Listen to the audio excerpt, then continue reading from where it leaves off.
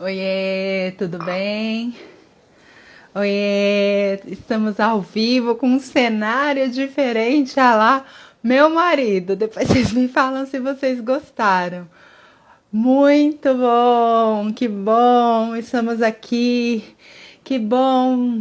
Ana, Thales, sejam bem-vindos.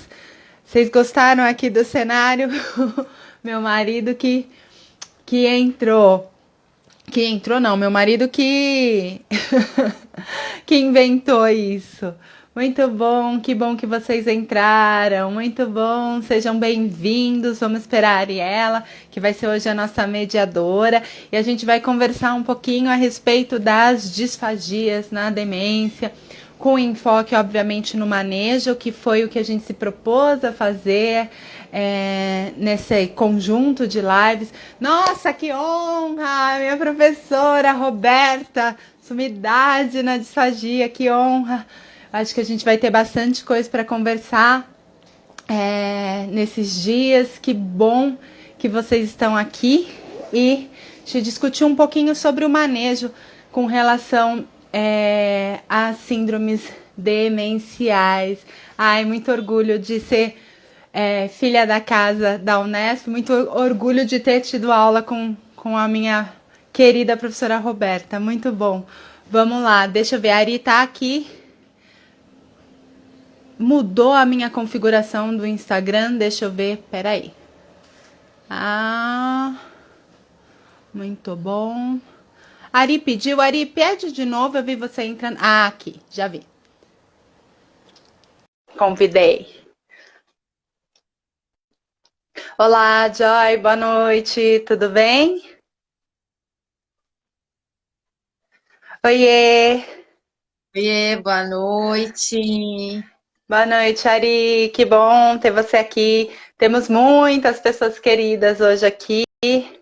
Muito bom ter todos vocês aqui para conversar, para a gente discutir a respeito de um tema super pertinente, né? Levando em consideração que nós todos estamos envelhecendo, o Brasil está envelhecendo, o mundo está envelhecendo e não tinha como, né? As síndromes demenciais acompanham esse envelhecimento. Muito bom, É isso Má, aí. querida. Muito bom. Boa noite, gente. Boa noite. Que legal ter vocês aqui em mais uma quinta-feira, no nome É, bonito que a gente deu, vocês Quintas com gostaram? Creare. A Olá, Fabiola. Fabiola. Muito bom. Então, ativem o coraçãozinho aí para todo mundo ver a live, quem puder, para a gente atingir o máximo de pessoas, que também é a nossa intenção é transformar, informar, né? Não, a gente não tem pretensão de formar ninguém aqui, obviamente, porque a formação é muita coisa, mas eu acho que vale a pena as discussões e o quanto que a gente pode ter insights, engrandecer aí a nossa fonoaudiologia, sempre pensando no que a gente estudou, no que a gente tem visto de pesquisa. Eu sou professora de graduação, grande parte de vocês sabem disso, e a gente preza por isso, né? É importante a gente colocar a ciência na nossa prática clínica. Se a gente não colocar a ciência e ficar só, né? A gente lutou tanto. Nós vamos completar 41 anos de fonoaudiologia, né?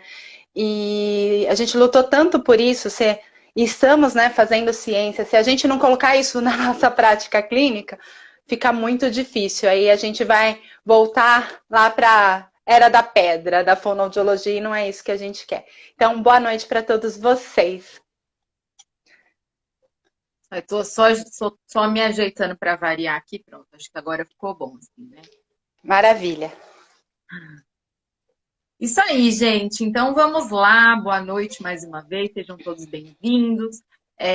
Como vocês sabem, Lu e eu trabalhamos com áreas diferentes e a gente adora áreas diferentes, porém com um objetivo único, né? Na verdade, é o mesmo público em áreas diferentes. E a gente sempre brinca que, na maioria das vezes, o paciente começa comigo e termina com a Lu, aqui representadas, obviamente, pela cognição e disfagia, tá bom? Estou usando o meu nome da Lu só por essa razão, né? Porque normalmente ele vem para avaliação de linguagem e cognição, reabilitação cognitiva, e acaba terminando na Lu, que trabalha com disfagia. Embora a gente tenha falado sobre isso nas últimas lives, a gente tem discutido a importância, na verdade, de começar a ver tanto a parte de deglutição logo na fase inicial. A gente fez já algumas lives sobre isso, falamos que perguntas que a gente pode fazer na fase inicial, paciente com comprometimento cognitivo leve, que rastreio, que teste. Se vocês não viram, deem uma olhada no Instagram da Lu, todas as nossas lives estão salvas lá. A gente falou um pouquinho sobre isso. E a ideia hoje é avançar um pouco e, na verdade, falar de manejo mesmo, de disfagia. Então, a gente sabe, né, que esses pacientes com síndrome demencial, eles acabam evoluindo para um transtorno, né, para uma dificuldade de deglutição. E aí a pergunta é como manejar, né? Como é que trata a deglutição desses pacientes. E aí, Lu e eu conversando, assim, a gente fez algumas perguntas, na verdade, acho que foi legal, porque a Lu me fez umas perguntas, Ari, e aí, né? O que pega para você? E eu levantei algumas perguntas que eu espero que sejam, para mim, certamente vai ser muito útil, espero que sejam úteis para vocês também. Mas, como sempre, fiquem à vontade aí para fazerem suas perguntas, comentários, concordar, discordar, enfim, as discussões são sempre bem-vindas, ninguém é dono da verdade e estamos todas aprendendo, né, juntos aqui. Então vamos lá, né? Semana passada eu falei bastante, hoje é a vez da Lu. Então, a gente sempre fala muito, né? Ô Lu, eu vou fazer uma pergunta que sempre foi uma angústia para mim. Por quê, né? Eu sou da sua geração, eu sou contemporânea de formação, particularmente eu, 16 anos atrás, estudei pouco disfagia, primeiro que não era minha área de interesse maior, enfim. Então, saí da faculdade sabendo pouco disfagia. Tive na graduação, mas tive pouco e acabei não me aprofundando, vi na especialização, enfim. Mas 16 anos atrás, o que eu saí da faculdade mais ou menos com preconceito estabelecido aí? Que deglutição é MO, MO é deglutição, deglutição é MO, e não existe um sem o outro. Então, na minha cabeça, tal qual era trabalhar disartria, então a gente está pensando, fala deglutição, é MO, MO é fala deglutição e vice-versa. A minha pergunta é, a gente sabe que os pacientes com doença de Alzheimer, pelo menos não num primeiro momento, e aí você pode falar da sua experiência, eles não têm uma alteração de MO. Eles não têm. Se você for fazer uma avaliação lá e pedir para mostrar língua, sobe língua, desce língua, lateraliza, eles têm, pelo menos no primeiro momento, eles têm força, eles têm amplitude, eles têm velocidade, eles têm precisão. Você pede para engolir, engole, eleva a laringe, enfim. Então, como é que você trabalha, então? Com a deglutição desse paciente. Gente, só duas loucas para aceitar esse desafio aqui de conversar a respeito disso, né? E aí, eu não sei se a minha professora ainda está aqui, a Roberta, né? Eu aprendi, tive super disfagia na graduação. E depois eu acabei vindo para cá, né? Porque eu me formei em Marília e vim para fazer geronto aqui. E não tem como a gente falar que deglutição é MO. Não é uma... Embora eu sou especialista em MO, porque quando eu fiz a especialização com ênfase em disfagia, a disfagia estava dentro da MO, a gente entende que são duas especialidades distintas. E como eu sei que você é muito entendedora das funções aí cerebrais, cognitivas, vou te contar uma coisa, vou te devolver uma pergunta. Olha como eu sou ousada. Olha só, a gente sabe que a gente tem sim um componente da deglutição que está acontecendo lá no tronco, mas a gente já tem inúmeros estudos ali com ressonâncias magnéticas, funcionais, vários, falando a respeito de que durante a deglutição, né, de ativação cortical e subcortical difusas. Então, olha só, a gente tem ativação em lobo frontal, em lobo parietal, em lobo temporal. A gente tem ativação no lobo da ínsula, por exemplo. A gente tem ativação no córtex motor primário. A gente tem ativação nesses estudos na cápsula interna, em áreas motoras de associação, em áreas de associação, em áreas de discurso. Se a gente tem ativação de todas essas áreas durante a deglutição, por exemplo, de saliva, tem um estudo que fala até o seguinte, que a ativação é um pouco maior, por exemplo, quando a gente pede, quando é uma deglutição, entre aspas, voluntária. Então, quando eu peço, engula. Então, essa ativação é maior do que, por exemplo, o que eu fiz agora. Eu engoli a minha saliva para poder coordenar a minha fala e a minha deglutição. É um pouco menor. Então, pergunto eu, doutora Ariela, com todas essas ativações que a gente tem, né, tanto corticais como subcorticais difusas, mas existem, a deglutição é motricidade orofacial? É um ato motor só? Não, né? Então, a gente não trata a deglutição simplesmente fazendo protrusão e retração de língua, pensando só em mobilidade. Eu não estou falando que a gente não possa fazer exercícios para que a gente tenha ativação aí para que a gente possa melhorar a mobilidade desse paciente se ele precisar, ou o tônus. Obviamente, quando a gente está falando de envelhecimento, a gente tem, né, essas duas coisas, né? A gente tem sim todas essas questões lá no nível cortical e subcortical, mas a gente também tem uma questão do envelhecimento, próprio do envelhecimento, que é uma diminuição de massa muscular, a gente tem um aumento do tecido adiposo em substituição do tecido conjuntivo. Então, obviamente que a gente, às vezes, tem uma língua maior, mas com uma mobilidade menor em decorrência da diminuição dessas fibras. Vale lembrar que é uma coisa assim, que não é todo idoso que é sarcopênico. A gente fez aí uma trilogia de posts falando sobre sarcopenia, então a gente não coloca todo mundo no mesmo balaio. Então, óbvio que quando a gente vai fazer a avaliação de um paciente que tem uma demência, vamos pensar na demência de Alzheimer, que é a mais comum hoje aqui no nosso país, na verdade no mundo, esses pacientes são idosos. Então, muitos deles podem sim apresentar alterações em decorrência do envelhecimento. Mas a gente não pode esquecer que tem ali todo um componente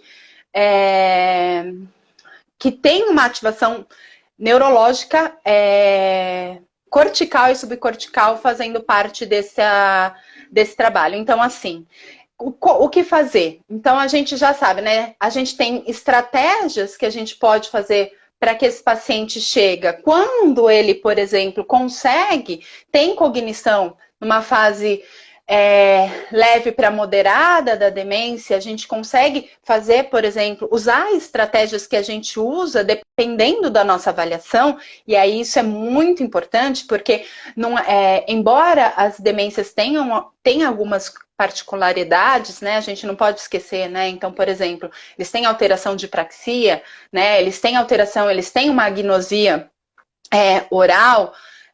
A gente não pode esquecer disso, mas tudo depende da sua avaliação. Se ele vai ter uma alteração, a gente já espera algumas alterações nas síndromes demenciais, por exemplo, na fase oral, uma dificuldade de perceber o alimento, um trânsito oral aumentado, para que aconteça aí a fase faríngea, mas tudo depende da sua avaliação.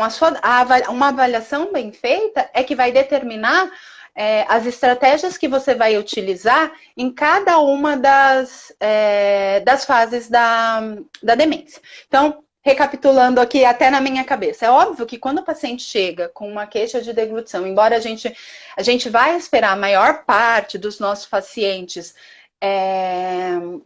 a maior parte dos nossos pacientes que eu acabo recebendo, esses pacientes estão em fase moderada para avançada, com relação à demência, se esse paciente chegar um pouco antes com essa queixa, obviamente que a gente vai conseguir trabalhar estratégias para maximizar essa deglutição. Mas, às vezes, num paciente que a gente vai dizer que está numa fase final, né, ou uma fase terminal, a gente vai fazer um gerenciamento. Então, são decisões diferentes para cada uma das fases da deglutição. E então é isso. Então a gente já consegue tirar duas coisas do caminho, né? Que a gente não vai fazer só exercício motor, né? Então, e isso não vai resolver o problema, só isso, vamos dizer assim, né? Não vai resolver o problema da deglutição dos nossos pacientes. A gente sabe que a gente tem uma tendência a querer um monte de modernidade, né? E aí, lógico, né, gente? A gente estuda um pouquinho até para fazer bonito aqui. E aí fui ver algumas coisas de novas, porque a gente sempre pensa, eu vou adiantar um pouquinho, mas a gente sempre pensa, né, em novas tecnologias para reabilitação da deglutição, né? Então, assim, o que a gente tem? Você fala assim, mas por que vocês, né, você e a Ari, vão lá buscar na literatura? Porque a gente não pode sair utilizando o laser, a eletroestimulação, a bandagem, como a gente bem quer. A gente tem que, de fato, entender por que a gente está usando e quais são as evidências com relação a isso. E aí eu achei um artigo, na verdade, antes disso, né, era uma tese do pessoal lá da UFMG, com Vital Stim, que é a eletroestimulação muscular, né? E o Vital Stim, ele é diferente de outros eletroestimuladores, porque ele tem lá um protocolozinho, e eles queriam observar a ação imediata dessa estimulação nos pontos motores da laringe, principalmente, pensando na reabilitação de pacientes com demências. E aí, o que vocês acham? A ação imediata, vocês acham que eles encontraram resultados positivos, que viram grandes modificações que poderiam interferir, de fato, na funcionalidade, né? Porque a gente não precisa só de elevação laríngea. A gente precisa que essa laringe eleve, anteriorize, fique lá e faça uma deglutição segura. Então, nesse estudo especificamente, eles não encontraram uma ação imediata que fosse benéfica.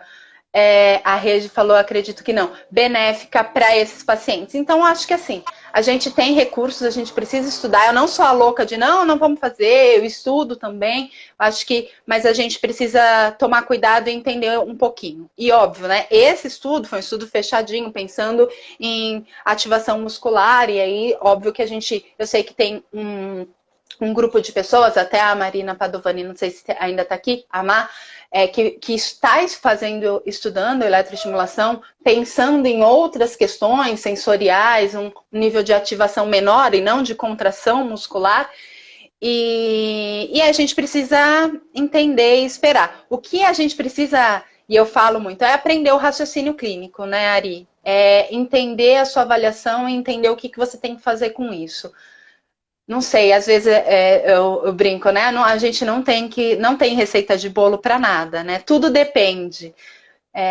A gente precisa pensar em se tratando de pacientes com demência. Antes de vir aqui para a live, eu estava pensando, bom, atendo pacientes idosos e eu atendi muitos pacientes com demência, fiquei muito tempo numa instituição de longa permanência e, né, como a fono principal, vamos dizer assim, saiu ano passado, 15 anos, olha só.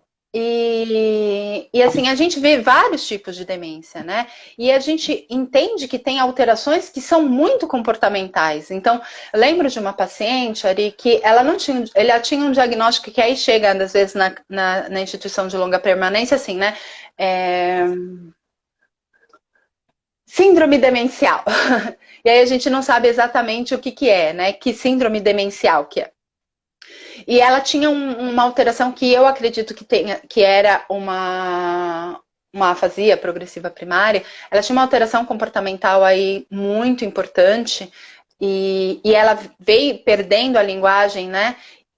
Antes das demais funções cognitivas, foi a primeira que apareceu. Ela tinha uma alteração comportamental que ela não conseguia ficar, ela não tinha atenção, ela não tinha função executiva para fazer a alimentação. Ela tinha perdido essas funções além da linguagem. Então, era uma paciente que ficava andando o tempo todo, assim, magérrima, super emagrecida, porque ela gastava tudo e ela não parava para comer, ela não conseguia parar para comer. Então, assim, e aí chama fono nesses casos? O que a gente tem ali uma alteração comportamental importante, que precisa ter um manejo interdisciplinar, um manejo medicamentoso, e aí, se precisar, obviamente, e ela tiver alguma alteração, a gente vai, lógico, poder intervir. Mas nesse caso, nesse momento, é impossível. E aí, às vezes, a gente é chamado, né? Olha, a paciente não tá comendo. Bom, né? Por que ela não tá comendo? A gente não faz milagre, né? Então, assim, ela andava o tempo todo, não conseguia. E não tinha condições da gente trabalhar estratégias para trabalhar a atenção, para que aí então a gente pudesse trabalhar a atenção dela, para que ela pudesse sentar e comer e se alimentar, que a gente pudesse trabalhar funções executivas para que ela pudesse, né, estratégias que ela pudesse se alimentar, né, poder planejar ou inibir aí impulsos ou ter maior flexibilidade, que essas estratégias nos ajudariam previamente para pensar em deglutição na parte aí antecipatória. Excelente, excelente, Lu, perfeito. Pegando o gancho aí, né, que você falou, a sua introdução, acho que a Priscila perguntou se então não teria tanta ativação cortical, na MO, então não teria tanta ativação cortical como no ato da deglutição? Não entendi a pergunta. Na MO, na motricidade? Vou baixar aqui para mim tá tão. As minhas perguntas eu anotei aqui rapidinho. Peraí, deixa eu ver. Você consegue olhar aí, Lu? Deixa eu ver. Peraí, Achei. gente. Achou. Não achei não. Peraí. É porque Bom, as perguntas não estão ficando para mim. deixa eu ver se fica aqui, se tá pra mim. Peraí, gente, muita paciência. A gente é uma geração Aqui, intermediária. ó, Achou? aqui, ó, dúvida. Ó, no caso, na motricidade orofacial, não teria tanta ativação cortical como no ato da deglutição? Na verdade, assim, o que eu quis dizer, deixa eu reformular, é que a deglutição não é um ato só motor, né? Não tem só uma ação motora, simplesmente motora. Óbvio que toda ação motora tem controle neuronal, mas não parou lá no tronco, né? A gente tem ativação também cortical. E quando a gente fala que a deglutição não é só motricidade, é que a gente não vai conseguir tratar disfunções de deglutição e nem mesmo na motricidade. Por exemplo, deixa eu pensar em deglutição atípica, que o paciente vai fazer interposição de língua. Como é que a gente trata? Se identifica que essa língua tem alguma alteração de tônus, você trabalha o tônus, mas depois o que você faz? Você treina a deglutição dele para que ele não interponha. Então, a gente não vai simplesmente trabalhar a deglutição fazendo exercício. Então, língua para fora, língua para dentro, enche a bochecha, faz bico, sorriso, exercícios que a gente costuma fazer na motricidade orofacial para reabilitar as disfagias. Foi isso que eu quis dizer. Embora a gente possa utilizar algumas estratégias para reabilitar esse paciente, não é fazendo isso que a gente vai conseguir reabilitar, porque a gente vai ativar ações que não a função da deglutição. Será que fiquei clara? Ficou claro? Me conta aí se ficou claro. Eu acho que sim, Lu. E aí, então, pois é, né? E aí, então? Se você não faz MO, faz o quê? E aí, vou emendar uma outra pergunta, né? Pois é, eu entendi, acho que isso, claro, faz todo sentido, né? E aí, o que a gente vê muito, né, Lu, assim, na parte de cognição, qual é um dos grandes objetivos da reabilitação cognitiva em pacientes leves? é tentar fazer com que ainda ele promova esse paciente tenha aprendizado. Então, se ele tem um déficit em determinada função, eu vou treinar essa função para a gente tentar fazer plasticidade em outras áreas que ainda não foram acometidas e para que ele consiga recuperar essa função. Uma coisa que eu sei, que eu aprendi, assim, eu não vou esquecer isso nunca, porque eu aprendi quando eu estava na especialização com a professora Letícia Mansur, e ela falava assim para mim, Ariela, a gente tem que dar pistas externas para esse paciente, para que esse paciente internalize isso e isso passe para a memória implícita dele. Quando esse paciente, você dá pista, você dá pista, você dá pista. Quando esse paciente internaliza isso, ele aprende, ele não precisa mais necessariamente da pista tão evidente. É aquela coisa dele olhar para determinada coisa e aquilo já disparar um gatilho para que ele execute determinada ação, né? E aí, Lu, então assim, como é que faz esse manejo? Vamos pensar num paciente, eu acho que eu trabalho muito pouco com deglutição, mas eu atendo os meus pacientes, eventualmente eu faço avaliação, enfim. Mas à medida que eu vejo que eles vão evoluindo, o que eu mais vejo na minha vivência, que não é lá a maior do mundo? Aquela grande dificuldade do paciente põe o alimento na boca e não sabe o que faz com o alimento, por exemplo. E aí você tem que ficar lá, engole, engole, engole. E aí? Quais pistas? Tem alguma pista externa que a gente pode dar? Então, como é esse manejo? Se a gente não vai treinar deglutição, o que a gente vai fazer para que, de alguma maneira, esse paciente entenda que ele tem que fazer alguma coisa com aquele alimento, que não é deixar ele parado na boca? Na verdade, assim, ó, vamos pensar um pouquinho antes, veja que, se vocês concordam comigo, né? Então, o que está acontecendo para que esse alimento fique na boca? Fica lá parado. Ele não tem atenção, ele não tem memória pensando nisso, pensando nessas funções. Ou então a sensibilidade intraoral dele está ruim, então a percepção, ou é a tal da agnosia oromotora, que ele coloca o alimento, ele não sabe o que fazer de fato, ele não percebe que aquilo é um alimento, aquilo que está ali não faz sentido para ele como alimento. E aí a gente está falando de pacientes mais avançados, né, em fase mais moderada. Aqui, quando a gente faz uma pista externa de tipo engole, a gente está treinando, né, para ele de alguma maneira a deglutição. Eu confesso para você que assim, eu fico pensando nas fases. A gente tem uma deglutição aí reflexa, né, que já está na nossa. Você engoliu aí várias vezes durante a nossa live sem beber nada, né? Então a gente tem uma produção de saliva e essa deglutição sem que a gente perceba que a gente esteja fazendo isso. Então acredito que essa questão do que seria essa tal de memória implícita.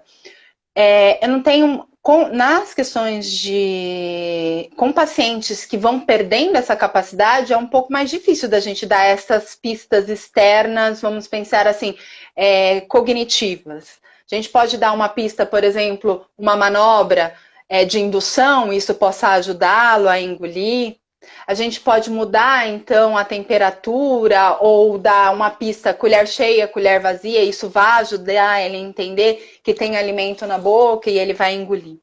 Mas tem alguns estudos que falam com pacientes que têm, às vezes, não perderam, não têm transtornos comprovados cognitivos. Por exemplo, alguns pacientes com Parkinson que não vão evoluir com demência, que a gente pode colocar, então tem pacientes que eu coloco post-it, né? Porque eles vão perdendo essa capacidade no Parkinson, por exemplo, de engolir a saliva, e eu coloco, né, engula. E aí ele olha lá o post-it durante, né, nos lugares onde ele tá.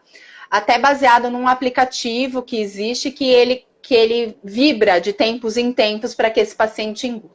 Então, se esse paciente chega para a gente numa fase em que a gente perceba que essa frequência de deglutição, por exemplo, de saliva está diminuída, e ele tem ainda essa capacidade de fazer essa relação, acho benéfico. Então, colocar post-it ou colocar o celular para vibrar de tempos em tempos, para que ele consiga entender que quando ele vibrou, ele vai precisar engolir. Mas na minha experiência, em fases mais avançadas, isso é impossível. Uhum, entendi. Eu acho que o pessoal está comentando aqui, acho que vai de encontro com o que você falou, né? Então, assim, ó, A Gisele perguntou, deglutição é... Vou emendar as perguntas, que aí acho que você fecha. Deglutição é cognição? E aí Também, né? a Rê falou assim, deglutição e cognição estão associadas, né? Lembrar da importância da fase antecipatória na demência, né? Que foi o que você falou, que é uma fase cognitiva que vai ter impacto nas demais, acho que foi isso que você falou, né, Lu? Sim, sim. Deixa eu ver, acho que é isso. É. A outra eu vou perguntar, Gisele, tá na minha lista, seu comentário aqui, ó, tá na minha lista Ai, meu de Deus, eu não tô vendo perguntas. as perguntas, tô ficando com dor de barriga. Tá na lista. Mas é isso, eu acho que não tem como. Mas, ô Lu, mas quando você fala, pra mim, na verdade, essa coisa que você fala de dar colher cheia, colher vazia, de dar esse. Pra mim, isso é uma pista cognitiva. É uma pista cognitiva, porque é um gatilho que vai fazer com que o paciente ele faça uma associação. Então, assim, eu acho que é super legal. Eu imagino que em fases moderadas a graves fica mais difícil, como é o treino cognitivo também, né? Ele tem um limite aí, mas eu acho que é isso, o fato de você levar essa associação, né? Então, colocou lá, engole. É melhor do que você ficar engole, engole, olha lá, engole, engole. Se a gente conseguir dar essa pista, então vamos lá, dar um toque, engolir, eu vejo que isso é uma pista que pode beneficiar, então, esse paciente, né? Tô entendendo É, que às vezes sim. às vezes esse paciente tem uma alteração aqui em orbicular e às vezes se a gente auxiliar para que ele se reorganize, né? Então ele faz a apreensão labial e aí com o alimento ele consiga fazer todo o jogo pressórico ali, né? E todas as questões para que ele possa fazer ejeção e engolir.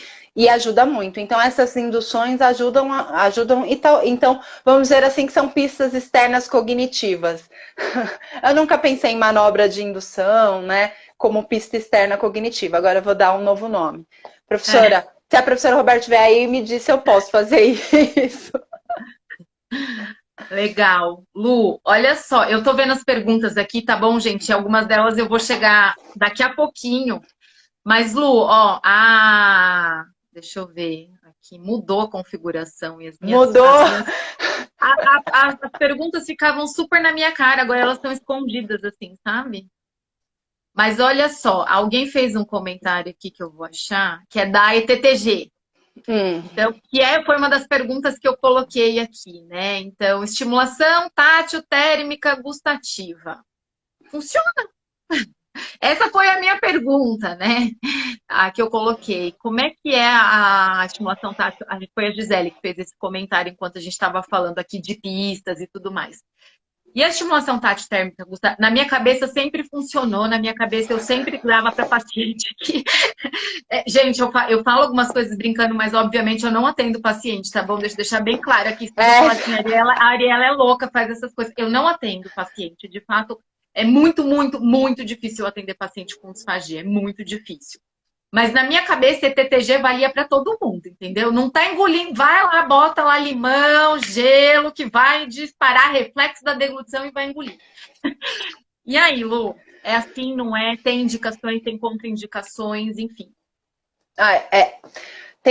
Então, tudo depende lá do que a gente encontrou na nossa avaliação. Mas vamos lá, o que é a tal da ETTG, né? A gente, às vezes, usa o termo indiscriminadamente, mas o que a gente quer com a ETTG, né, Ari? Essa é a questão. Por que você faz ETTG, Ari? Por que você acha que todo paciente precisa de ETTG? Então, assim, o que a estimulação tátil-térmica vai desencadear como resposta, né? Então, eu posso ter ali uma resposta periférica, se eu colocar, por exemplo, um sabor na língua, e vai desencadear, então, uma resposta motora. E eu também vou ter aferência térmica, gustativa, de pressão, de temperatura, eu já falei, né, térmica, de pressão, de sabor naquela região, e a gente vai ter, então, uma aferência desencadeando, então, a deglutição. Então, o que a gente quer com a ETTG? Essa que é a pergunta. Então, se a gente quer que tenha, quando a gente faz a estimulação tátil-térmica ali na cavidade da boca, no arco, palato glosso e arco palato faríngeo, né? Ou então, como descrito, como pilar das fauces, o que a gente espera? né? Então a gente espera que quando a gente faça essa estimulação, a gente desencadeie esse reflexo, essa resposta de deglutição. E aí aumente, melhore o tempo de transitor oral, melhore então a questão de resposta faríngea. Então é isso que a gente espera, né, TTG. Então se na nossa avaliação a gente precisa disso, sim, funciona. O que a gente tem de maior evidência, aí lá vai todo mundo fala, evidência, mas o que eu conheço de estudos assim, com relação ao TTG, a maior parte são nos pacientes pós acidente vascular encefálico, né? Então, isso que a gente tem bem consolidado, mas existem vários estudos com diversas populações de pacientes neurológicos, inclusive com pacientes com demência, de Alzheimer, e a gente, nos estudos e na prática, a gente vê benefícios, sim, desses pacientes, dependendo do que a gente tem como objetivo fazer TTG, sim. E aí a gente vai pensar em estimulação com temperatura, a gente vai pensar em estimulação com sabor, a gente vai pensar em estimulação com pressão. Então, tudo isso faz diferença para o nosso paciente, sim. O que a gente tem de maior evidência é o tal do azedo e do gelado. Então, a gente tem maior respostas com azedo e com gelado. Mas eu já tive respostas com pacientes com demência, principalmente com o doce. E aí eu acho que eu já até contei para vocês, e aí é uma percepção luciana, né? Aquele negócio porque com o envelhecimento a gente tem uma tendência a preferir sabores mais adocicados. Então, a gente já tem estudos claros falando sobre isso. E a gente sabe que pacientes com demência têm uma preferência. Então, uma das estratégias, quando eu estava lá na instituição de longa permanência, esse paciente estava, por exemplo, com pastoso homogêneo, né, que é a consistência que era mais segura para ele naquele momento, e ele começava a entrar em recusa alimentar, talvez porque a percepção dele tivesse ruim, se a gente acrescentasse nessa sopa ou nessa alimentação, no caso lá, eles faziam um pastosão no começo e depois eles começaram a dividir, mas às vezes as cuidadoras acrescentavam umas gotinhas de adoçante e aí ele comia. Então, assim, tem pacientes que vão responder melhor com estímulos doces, principalmente pensando nessa preferência desses idosos. A gente já tem estudos falando sobre isso, principalmente uma preferência do doce ao salgado. E lógico que a gente não está falando de preferência alimentar aqui, estimulação, o azedo, o doce, mas é lógico que o que for mais palatável para eles, pensando em cavidade da boca, vai fazer mais sentido a alimentação para ele, e quando faz mais sentido a alimentação para esse paciente, com toda certeza as respostas vão ser melhores. Então, se você... E uma coisa que eu falo, assim, na minha dissertação de mestrado, a gente fez a avaliação da atividade elétrica dos... Eu não sei se eu já contei isso, mas vou contar. Dos músculos da mastigação e da deglutição. Então, colocávamos lá os eletromiógrafos e eu fui buscar, então, na literatura, porque a gente queria estudar também mastigação de estratificar, né, a população, então tinham jovens e idosos e normalidade. Então, primeiro foi a maior dificuldade, porque tinha a questão da dentição, e aí a gente estabilizar tudo isso foi super difícil. E o que mais que a gente... E aí a gente foi pensar nos alimentos, e aí o que era mais fibroso? Bom, e escolhemos lá uva passa. Quem aqui gosta de uva passa? Eu tenho hoje, quando eu estava fazendo, eu não tinha essa percepção. E aí a gente pedia para o paciente comer 3 uvas passas e aí fazer a mastigação e a deglutição. Se eu colocar, por exemplo, um pedaço de buchada na minha boca, que eu não gosto, fígado, que eu não gosto, e mastigar, o quanto de fato você vai mastigar? Eu não vou mastigar nada, tipo 2 mastigaçõezinhas, engolir. Então, o que faz sentido para esse paciente, principalmente com demência, no meu ponto de vista, também, de repente, é o que a gente vai começar a introduzir, é o que a gente vai deixar para esses pacientes, né? Às vezes é o que sobra para esses pacientes, com relação à alimentação, é o que ele gosta, é o que é mais doce, ou é o que traz, sei lá, um comfort food para esses pacientes, enfim. Então, assim, por que eu tô falando isso da uva passa? Porque tinha um monte de gente que fazia assim, uva passa. E eu não me toquei na hora, mas, gente, tem um monte de gente que não gosta de uva passa. Como é que você vai mastigar uva passa no estudo? Você vai falar, coitada, senhora pesquisadora, tinha outro alimento. Enfim, é isso. Eu devia ter pelo menos perguntado, a senhora gosta de uva passa? Se eu tivesse perguntado, já ia ser melhor meu mestrado. Perfeito. Lu, tem uma série de perguntas aqui, ó. Ai, que Olha só. medo! Olha só, eu ainda tô deixando as da GTT para daqui a pouco, viu, gente? Vocês estão fazendo pergunta aqui da GTT, a gente espera falar sobre isso também, né? Mas olha só, ainda sobre esse assunto, Lu, da estimulação tátil-térmica, peraí, eu tinha deixado certo, mas o negócio insiste em ir para o final. A Cláudia fez o comentário aqui, né? Que a gente está falando da ETTG e tudo mais, ela fez, né, um comentário que ela acha que a ETTG é importante principalmente para o não acúmulo de saliva, né? Porque a saliva não tem sabor. A Camila fez um comentário que acho que foi de encontro com o que você falou, levar em consideração a memória gustativa também, né? Mas algumas perguntas aqui, ó, Lu. Na repetição da ETTG, né, não levaria a uma acomodação? Fazer isso repetidamente não levaria a uma acomodação? Vou mais. Você realiza alternância de estímulo no treino, com estimulação tátil-térmica, gustativa? Se alternar sempre, talvez não acomode. O que você acha sobre isso? Talvez alternar os estímulos, né? Acho que é Bom, isso. De ETTG é isso. Tem mais, hein? Ó, você responde aí porque tem mais perguntas. então, só para concluir a história da ETTG, quando a gente pensa em pacientes com finalização de estudos, assim, o que parece que os estímulos azedo e gelado vão melhorar um pouco, vão influenciar na modulação, então, dessa deglutição, né, na dinâmica dessa deglutição. Agora, vamos lá. Se a gente pensar lá na questão de plasticidade neuronal, é óbvio que se a gente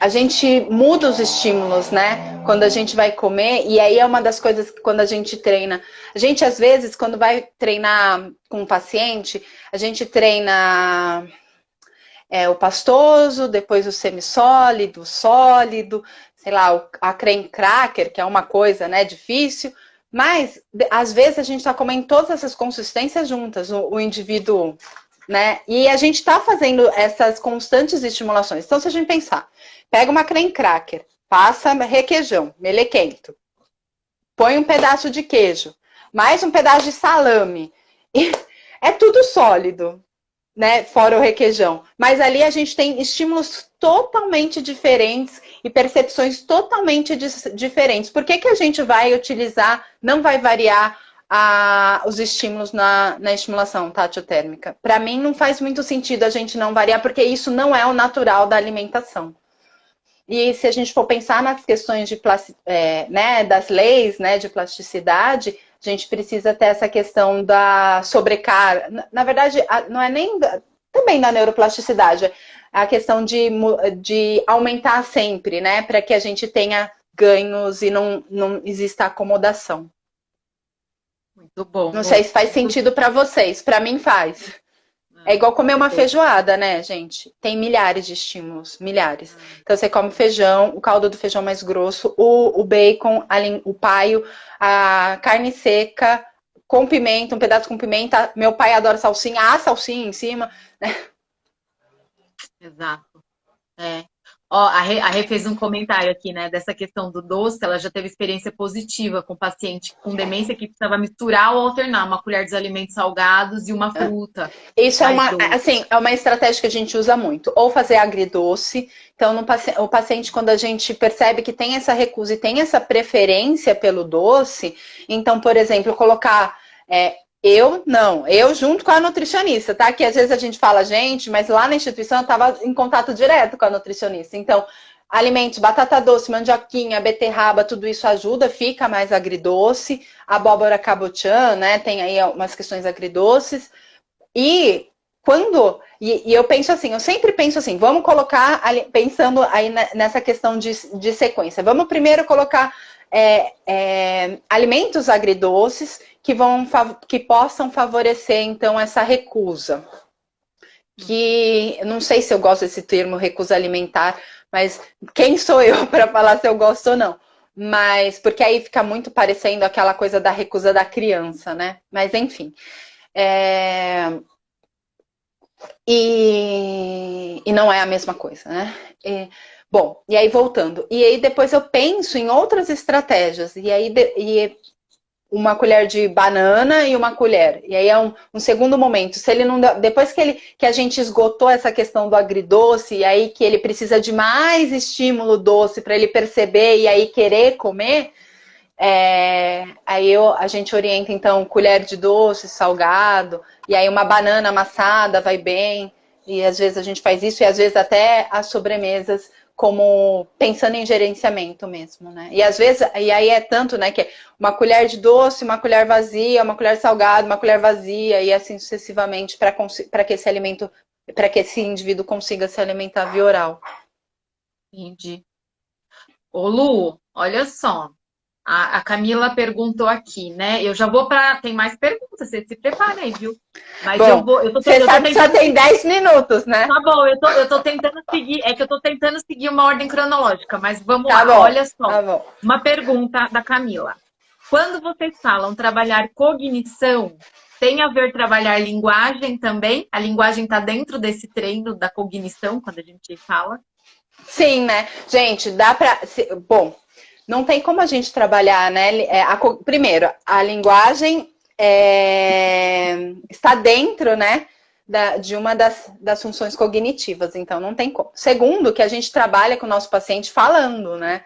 Então a gente dá ordem, e tudo isso faz parte da nossa avaliação. O quanto que ele responde para a gente são o tipo de estratégias que a gente vai utilizar e qual vai ser a tomada de decisão final para esse paciente. A gente vai avaliar isso na nossa. A gente vai elencar isso na nossa avaliação. Óbvio, linguagem está dentro da cognição e na terapia fonoaudiológica a gente trabalha isso, linguagem. E aí, o que a gente pode, de exemplo, eu sempre gosto de dar esse exemplo, né? Então, vamos pensar.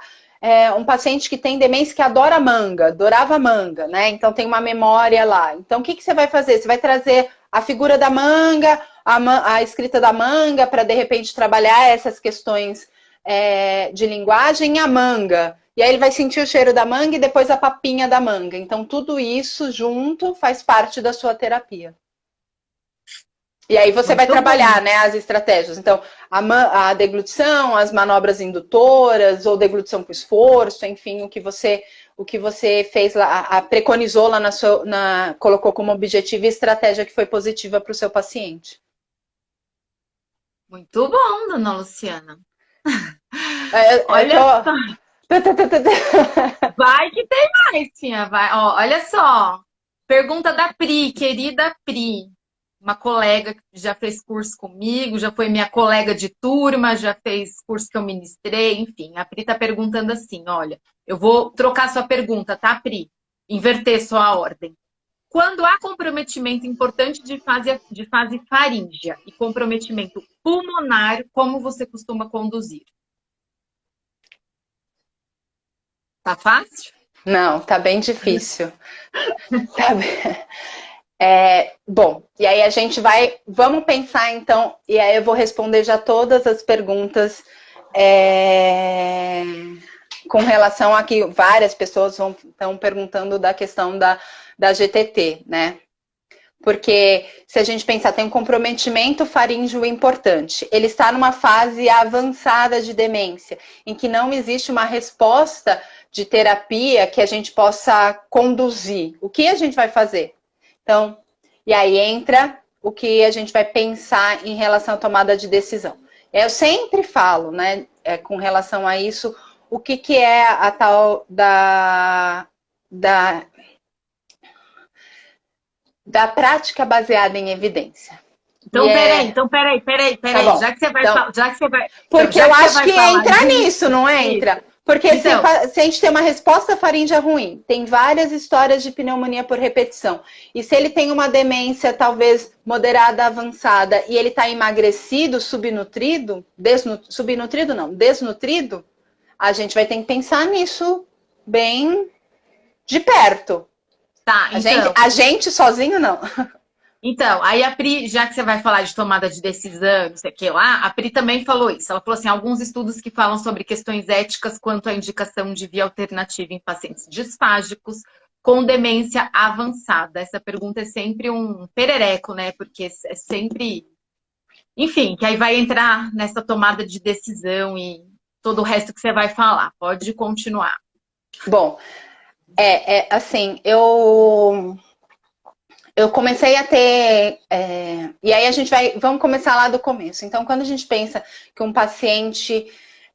São duas coisas. Um paciente em cuidados paliativos não é um paciente que não dá para a gente fazer nada. E aí a gente volta para o conceito de cuidados paliativos. Se refere a um paciente que tem um diagnóstico que não tem possibilidade de cura. Então, o paciente tem um diagnóstico de demência, é uma doença neurodegenerativa. Esse paciente não vai melhorar, não é mesmo? A gente sabe que a terapia vai auxiliar em algum momento, mas que ele vai perder. E o curso dessa demência, às vezes, é de 15, 17, 18 anos de demência, mais ou menos. E que esse paciente vai começar e vai terminar. E a gente sabe o desfecho desses pacientes. E quando ele recebe esse diagnóstico, obviamente, quem está dando esse diagnóstico, que não sou eu, graças a Deus, é um médico que sabe o desfecho desse paciente. Ponto. Agora vamos voltar lá. O que é uma boa prática baseada em evidência? Então, o que a gente tem na literatura? A boa prática baseada em evidência, a gente tem a interface entre a melhor evidência científica, mais os valores e princípios da família e ou paciente, mais a sua experiência como profissional. Então, tudo isso junto é a boa prática baseada em evidência. O que a gente tem hoje de evidência falando a respeito de GTT? E eu gosto sempre de frisar, porque é um piroró, como disse a Ari, essa questão. O que a gente tem hoje de evidência com relação a síndromes demenciais em fases avançadas é a não indicação. Então, a gente tem evidências robustas, mais robustas, a gente já tem meta-análises de ensaios clínicos falando, ensaios clínicos randomizados, mostrando, então, por exemplo, indivíduos que ficaram com GTT e indivíduos sem GTT nas fases avançadas. E o que esses artigos, e acho que tem mais de uma meta-análise, muito mais, falam a respeito disso? Que não há benefício para o paciente com síndrome demencial. Não estou falando de, por exemplo, esclerose lateral amiotrófica, tá bom? A gente não está falando de Parkinson, a gente está falando de síndromes demenciais. Em fase avançada, não existe benefício com relação a GTT em estado nutricional, em hidratação, em estado da pele desse paciente, e não existe evidência com relação à sobrevida. Então, viveu mais porque estava com GTT. E a maior parte dos artigos desincentivam o uso da GTT nos casos de demência avançada. Então, não indicam a GTT nos casos de demência avançada. A Sociedade Americana de Geriatria e Gerontologia e a nossa sociedade também, existe documentos que desincentivam, né, guidelines próprios que desincentivam o uso da via alternativa da GTT nos casos de demência grave. Ponto. Agora, Luciana, então não vou indicar GTT para ninguém. Bom, primeiro que a gente não indica nada, né? A gente entende que a gente vai ou não, esse paciente pode ou não comer por via oral. E aí vem a história da boa prática baseada em evidência. Essa é a evidência científica. O que tem? A nossa experiência clínica e os valores e princípios da família. Para algumas famílias, o não comer, ver o paciente não se alimentando, quem já atendeu paciente em fase terminal, em fases avançadas de demência, sabe que é horripilante. para algumas famílias, não conseguem lidar com isso. Então, o valor da família e a sua experiência em entender e falar para a família, olha, não existe benefício, não existe benefício. Mas a família falou, mas a gente entende que esse, ou por questão religiosa, que esse é o melhor a se fazer para esse paciente. Outras famílias vão vir, já atendi vários pacientes com diretivas antecipadas de vontade. E aí esses pacientes já escolheram, quando receberam o diagnóstico, que eles não querem via alternativa de alimentação. E a gente vai fazer o gerenciamento desses pacientes, e aí entra. O paciente entendeu que não existe benefício. Se você tem ou não experiência para ficar no caso, porque tem pessoas que não têm experiência, não têm essa vivência, vai falar, não, eu não consigo, obviamente, ficar neste caso, porque a minha experiência não condiz os meus valores, que eu acredito, enfim, embora a ciência não é o que... tem um post de um professor que eu sigo, que fala assim, dane-se o que você pensa, é isso que a ciência pensa, né? Então, mas assim, a boa prática leva em consideração essas coisas e, e o que o paciente está querendo de verdade, né? Então, hoje, a gente entende que não tem benefícios. É para todo mundo que a gente vai conseguir levar a via oral até o final da vida? Não. Luciana, você tem casos de sucesso? Sim. Quando que você vai não indicar? Depende. E aí depende do quê? Às vezes o paciente está numa instituição de longa permanência que não tem condições de fazer essa oferta com segurança. E uma oferta de volume com segurança. Às vezes o próprio cuidador não dá conta disso. Então, tudo depende. Eu acho que a gente precisa de um bom senso, sim, mas levar em consideração de que a escolha da GTT, pela ciência, já foi rechaçada, né? A gente sabe que neste caso das demências, os estudos já nos dizem, né, estudos mais robustos, que não há evidência. Não sei se acho que ficou claro, né? Então, assim, Luciana, de novo, cada caso é um caso. Eu acho que é isso que leva o bom senso, mas a gente tem um bom senso e a gente está respaldado no que a ciência diz. Então, não é uma maluquice quando você recebe um paciente com diretivas antecipadas de vontade. Isso vai ser cada vez mais próximo da nossa realidade. Pense você, se você gostaria, né? Uma vez eu estava numa reunião interdisciplinar e a geriatra falou assim, a gente estava discutindo, inclusive, um caso de um paciente querido que já tinha optado, chegou na instituição com diretivas antecipadas de vontade, ele morreu na instituição com conforto, com dignidade, comendo até o fim da vida, era muito importante para ele, para a religião dele e tudo mais. E aí nessa reunião eu falei assim, pelo amor de Deus, então ó, me deixe com pastoso, Nutella e brigadeiro. Ela, a Fono tá falando que não vai querer sonda. Eu falei, então, a gente tem que pensar também no que a gente espera para o nosso fim de vida. Eu sempre falo isso, porque quando eu falo, eu tô pensando nisso. Não sei se faz sentido. Perfeito. Muito bom. Ó, tem gente colocando aqui, ó, pensando em mim, mesmo com demência, não quero morrer de fome. Olha. Bom, é isso, né? Cada um tem um valor. Então, assim, tem família que vai achar que tá morrendo de fome. Gente, aí a família falou, mas não tem evidência. A pessoa vai ver a pessoa morrendo de fome, que ninguém morre de fome, mas nesses casos de demência, por conta da história natural da demência, mas isso é um outro assunto. Mas a família vê o paciente ali não se alimentando, é muito duro. Então, depende, gente. Né? Você apresentou, você falou para ele, né? Não existe evidência, não existe benefício, seu pai não vai viver mais porque você está colocando a sonda. Ele não vai ficar melhor nutrido porque você está colocando a sonda, porque a história é natural. E aí vem a gente entender a história natural da demência. Esse paciente vai emagrecer, chegar à caquexia muitas vezes pela própria história da doença. E se ele não emagreceu, ele continua, às vezes, sarcopênico obeso, né? Então, ele tem perda de massa, porque a demência vai levar a isso, né? Muito bom. Muito bom, Lu. Olha só, eu acho que a gente respondeu a grande maioria. Eu vou falar duas coisas para vocês. Acho que não vai cair, espero que não.